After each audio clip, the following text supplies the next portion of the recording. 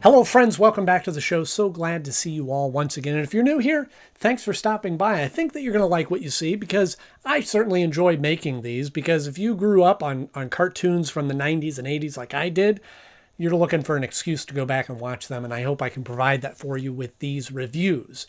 And right now, we're working our way through the second season. In fact, this is the last episode of the second season for Superman the Animated Series, Little Girl Lost, which originally aired on May 2nd, 1998. I don't believe it. A Supergirl? Well, not only is this episode the last two-parter of the last episode, but it happens to be a two-parter for the season 2, but it's also the introduction of Supergirl, a fan favorite, and it was only a matter of time before they brought her into the series. But the other thing interesting about this episode is it feels very much like a continuation of the last episode, Apokolips Now.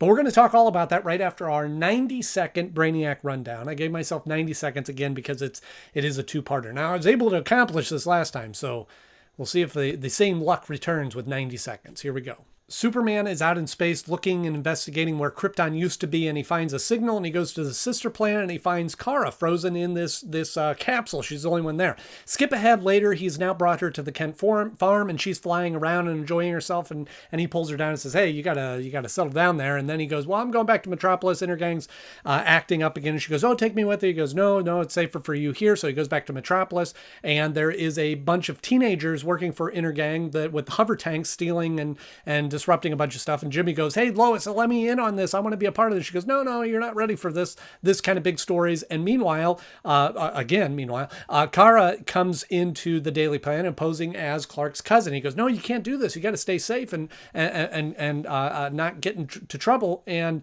Jimmy and her overhear these conversations. So they pair up and they go, hey, let's work together and do this. So they infiltrate the teenager Intergang gang, and they find Granny Goodness is behind all of this, and they're hiding out in the shadows. And then the furious female furies come in, and they are fighting, and Kara reveals herself as Supergirl, and they fight, and then Superman hears this while he is also listening to about this comet that's coming in from outer space that's going to hit the planet. And he goes, and they try to fight, and they capture Superman and take him back to Apokolips. And then Supergirl finds the boom tube contraption and goes in and takes that. Luck has run out. So Supergirl finds the machine for the boom tube and chases after Superman to try to find him. And on the planet, Darkseid has him held captive. And then there's another fight that ensues, and they're able to capture. She's able to rescue Superman, go back to Earth, and then they both work together to kind of save the planet from the asteroid that's coming in. And Jimmy Olsen gets to write the story about this new hero in town, Supergirl, and everybody wins. Except for the meteorite that got destroyed. It's a big story. You should be proud. It's truly kind of a sad opening to the show when we see Superman flying through space and looking for his former planet. It's kind of sad. Even though he doesn't have any memories of Krypton per se, it's who he is. It's his identity. And so to see him flying through the wreckage and the particles of his planet destroyed, it is kind of a sad opening to there, and just looking for some hope of somebody else. There's nothing out there but death. And to find Kara was a big victory, so that was great. Maybe not. Also, is that really Al Roker there? Get out there and enjoy that great big beautiful sun. And this is really, like I had mentioned, is very much a continuation of the Apokolips story. It almost could be a four-parter. We last saw Apokolips. It was no longer allowed to be on Earth, and so he comes up with a plan to destroy it. What I cannot have, I destroy. The other thing, too, is that when we last saw Mannheim, he was on the island with the nuclear power plant when it exploded. And we don't see him later in the series. So I think it's to be assumed that he was destroyed in that explosion. But yet Darkseid still has control of Intergang and sends Granny Goodness down to be in charge of the gang. Which, by the way, to play Granny Goodness, it was a brilliant casting decision to have Ed Asner appear as Granny Goodness, which I think was just really fun and strangely worked really well to have him playing Granny Goodness. Your loving granny doesn't like her babies to quarrel. I also really enjoy in stories where they have kind of dual storylines going on at the same time that make sense to weave together. So we have Jimmy Olsen that's trying to prove himself at the Daily Planet to be thought of more than just a photographer, but also as a journalist and wanting to be a part of this. And Lois going, no, you're not ready for this. You're too young or whatever. And then simultaneously we have Kara, that is trying to prove herself to Superman and going, let me help, let me be a part of this. And him going, no, you're not ready. Just stay down for this.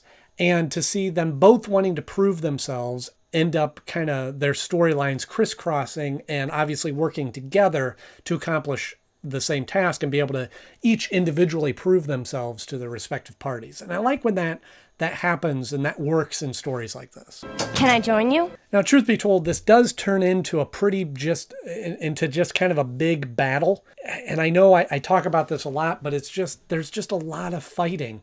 And I like the more story-driven episodes. And for a good chunk of the second episode, it's just a lot of fighting. Now, they do introduce the female Furies, so it makes the fight a little bit more engaging, a little more unique, that we have different superpowers and different characters all fighting each other. Girls, this ninny noodle wants to play rough. Really, it's just a lot of punching. I don't know. As a kid, or some kids probably enjoy that more. But for me, my taste, I like to see a little bit more of a story in there. Not that this doesn't have a story, don't get me wrong. It's just that some of the battles just end up being kind of redundant. And as a reviewer, I find myself just not being able to write much down because, well, it's just they're fighting and they keep fighting. Tear them apart! And I do wonder, too, if this story ends up being a little too big for the introduction of Supergirl. And what I mean is that this obviously served the purpose of introducing Supergirl. And I do think it's kind of neat that it's a continuation of Apokolips, but this story is a big story. Darkseid and Apokolips trying to destroy Earth. And it's too much for her to handle on her own. And it turns into Superman being needed and her needing Superman and him needing her and kind of this partnership, rather than what I would have liked to see is her own story. Introduce her and have her take on a mission her own without Superman, and to really prove herself and go, see, this is what I could be doing with you, and then have them work together later on. Like this episode, I felt like could have been later in the series once we've established her, but I would have liked to see her kind of in her own standalone mission. Superman's on vacation or something, or indisposed, and she's got to rescue him, or she's got to protect Metropolis while he's gone, or something to that effect. I've seen one planet die, and I'm not going to stand by and watch it happen again. But in the end, they do wrap it up quite nicely that each her and Jimmy Olsen both get their due credit when she is recognized as a hero in an article that Jimmy Olsen wrote. You keep staring at your byline, you'll burn a hole in it. So when it comes time to rank this episode, it's good and it's important. I like to see Supergirl into the story. I like that they're introducing all these new characters. That's a great element to that. But truthfully, it just doesn't stack up to some of the other episodes. And again, I hate to be so hard on it, but the battles kind of get boring for me, and it just kind of gets redundant. And so for all those reasons, it falls at the number 12 spot of my favorite episodes so far. Falls just below Ghost in the Machine because, again, I like that relationship between Brainiac and Lex Luthor. That works. That makes a lot of sense. I like that. And it doesn't need to be such a big battling story, but now there's a little bit more dynamic battle of the wits. But it does beat out Identity Crisis because maybe that's too small of a story. Or like I said, Bizarro's not really a villain per se, as much as he's just an inconvenience or a confused person that's just wrecking havoc, and Superman has to take him down. So that's where it sits in my favorite episodes. Teach Granny the price of failure. No! So now that we've introduced Supergirl to the storyline, what's your favorite Supergirl story? Do you read her in the comics or follow some of her stories that way, or her storylines in Justice League or some of the other animated series or movies? Let me know what your favorite Supergirl story is in the comment section below. If you enjoyed this episode, then please click the like button. If you want to see more episodes like this, then just hit subscribe, because I have new episodes coming out every Tuesday and Thursday, and you don't want to miss one. And of course, this being the last episode of the second season, I am going to be switching back over to Batman for a little while to do their second season, so keep an eye peeled for those new episodes to be coming out. As always, thank you so much for watching. I'm Andy Knode, and I'll see you soon.